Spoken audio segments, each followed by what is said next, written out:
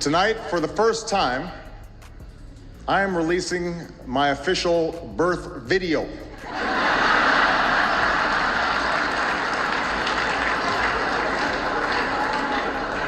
Now, I warn you, no one has seen this footage in 50 years. Not even me. Inside the Kennedy Center, Ivanka Trump sat across from Barack Obama and delivered a statement that sounded like it had been carefully rehearsed for a very long time. Her tone stayed calm, measured, and almost emotionless, but the weight of her words immediately changed the atmosphere in the room. She looked directly at Obama and said that his birth story represented what she described as the biggest political myth ever presented to the American public. For a brief moment, everything stopped. Obama did not react immediately. 1 second passed, then another, then another. Everyone watching expected the usual television confrontation, a heated response, a sharp comeback, or a dramatic exchange that would dominate headlines by the next morning. But Obama did not raise his voice. He simply looked back at her and answered with a quiet confidence. He reminded everyone that he was born in Hawaii on August 4, 1961, and said that the fact someone was still willing to make that kind of statement publicly revealed more about the discussion itself than about him. And with that single response, the entire conversation moved into a completely different direction. House releasing copies of President Obama's original long-form birth certificate. The administration is hoping to put the so-called birther issue to rest once and for all. The president says the country has more important issues to deal with. With Donald Trump talking about this almost every day. Yes, as you point out, this is not something that just came along yesterday. It had been around during the campaign. It had been around early in the president's administration, and they had released the short form, which is the legal document now that's recognized in the state of Hawaii. But the controversy, as you know, has been over that long form. The audience originally came expecting a serious conversation about politics, leadership, and public responsibility. Instead, they found themselves watching a decades-old controversy come back into the spotlight. Moderator Anita Hill immediately asked Ivanka if she wanted to explain or clarify what she had just said. Ivanka did not step away from the comment and said she still stood behind her point. Obama looked at her and simply replied that they were going to have a very long conversation ahead. He then addressed the controversy directly, explaining that the claim about his birthplace was never based on reality.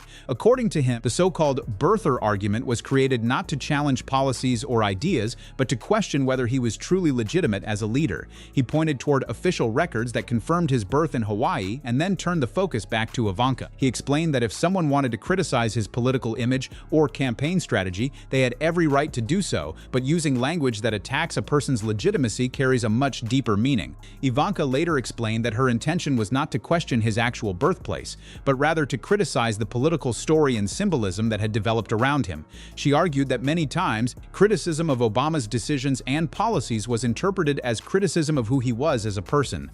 Obama acknowledged that point and admitted it was a much more meaningful discussion than the opening statement she had made. From that moment, the exchange moved away from a confrontation and became a deeper debate about politics, identity, and perception. It requires a certain honesty in how we look at these issues, and that's part of what I tried to emphasize in the speech. And the overwhelming majority of law enforcement officers across the country do a very tough job very well and prioritize making sure that they're treating people equally. But I think that there are going to be pockets of problems. As the discussion continued, Ivanka argued that many people who disagreed with Obama's healthcare policies, government spending, or foreign policy decisions were often unfairly labeled because of the political environment surrounding him. Obama agreed that some criticism had absolutely been misunderstood or exaggerated, but he also added that there were moments when criticism crossed the line into something more personal and intentional. In his view, both realities could exist at the same time. The real challenge, he explained, was recognizing the difference between legitimate disagreement and attempts to undermine someone's right to lead. When Anita Hill asked whether he would hold Donald Trump to that same standard, Obama said yes. He explained that every political leader has a responsibility for the messages they promote and must consider the impact those messages create. The conversation then moved toward the treatment of political families and the personal attacks that often come with public life. Hill mentioned false stories and online rumors aimed at members of the Trump family. Obama immediately rejected those tactics, saying that no political belief or movement could justify creating personal lies about another person. Ivanka then shared that her own daughter had come across some of that type of content. Obama responded with understanding and reflected on the intense public attention his own daughter's experienced while he made the point that basic respect cannot be selective. Either people believe in decency for everyone, or they do not believe in it at all. Hill eventually returned to Ivanka's original statement and asked if she still wanted to stand by those exact words.